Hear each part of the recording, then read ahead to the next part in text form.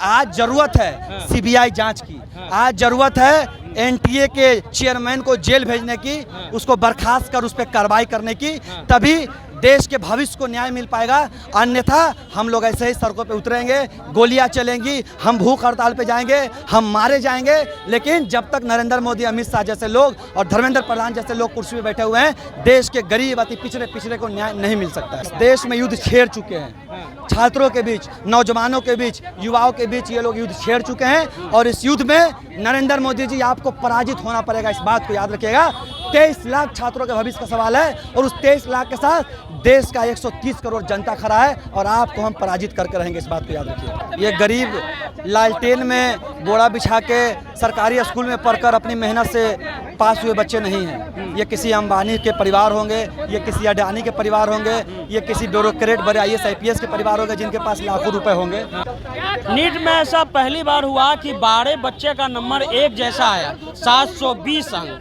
अब ये पहली बार हुआ नरेंद्र मोदी जो यूक्रेन का युद्ध रुकवा देते हैं, वो नीट का पेपर और नेट का पेपर नहीं रुकवा पा रहे। मनीष जी, काफी तो अच्छा बात है कि एक बच्चा को 720 नंबर आ गया, 12 लोगों को। ये पूंजीपति बच्चे थे, ये गरीब लालटेन में बोरा बिछा के सरकारी स्कूल में पढ़कर अपनी मेहनत से पास हुए बच्चे नहीं हैं। ये किसी अंबानी के परिवार होंगे, ये किसी अडानी के परिवार होंगे, ये किसी ब्यूरोक्रेट बड़े IAS IPS के परिवार होंगे जिनके पास लाखों रुपए होंगे।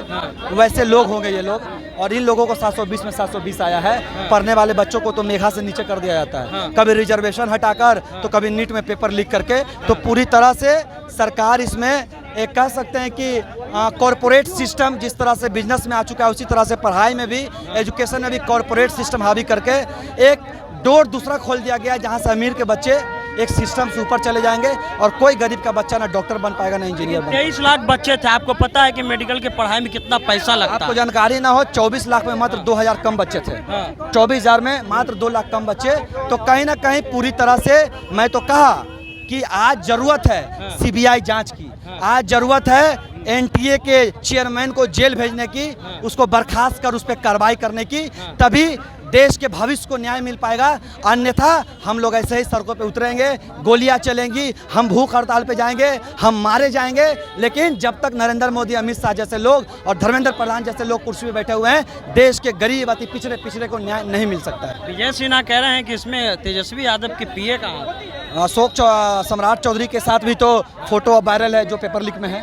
तो कहीं ना कहीं पूरी तरह से पूरा NDA इन्वॉल्व है, और जो भी इन्वॉल्व हो, जो भी शामिल हो, वो गरीबों का अगर खून चूसने वाला व्यक्ति है, भविष्य के साथ छात्रों का खिलवाड़ करने वाला व्यक्ति है, वो तेजस्वी के लोग हो या सम्राट चौधरी या NDA या इंडिया गठबंधन के लोग हो, उन पर कार्रवाई होनी चाहिए।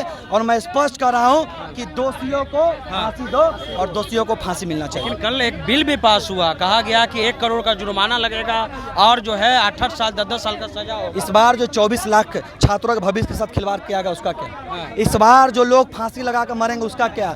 इस बार जो पढ़ाने के लिए 1.5 2 लाख रुपया जो बच्चों को अपना पेट काट कर जमीन बेच के दिए थे उसका क्या? उनकी भरपाई कौन करेगा? आप दीजिए सभी बच्चों को 1-1 लाख रुपए, सभी बच्चों को 1-1 लाख रुपए दीजिए जितने परीक्षार्थी बैठे थे, ताकि वो दोबारा तैयारी करने योग्य हो जाए, दोबारा परीक्षा बैठ सके। आप ऐसा नहीं कर सकते हैं, इसीलिए इसको रद्द कीजिए और सीबीआई जांच को दीजिए, ताकि दूध का दूध और पानी का पानी हो। अंतिम सवाल, मोदी जी पर क्या बोलना चाहते हैं? कहते हैं कि हम युद्ध रुकवा देते हैं, एक फोन से प्रचार उन्होंने। इस देश में युद्ध छेड़ चुके हैं, छात्रों के बीच, नौजवानों के बीच, युवाओं के बीच ये लोग युद्ध छेड़ चुके हैं। और इस युद्ध में नरेंद्र मोदी जी आपको पराजित होना पड़ेगा, इस बात को याद रखिएगा।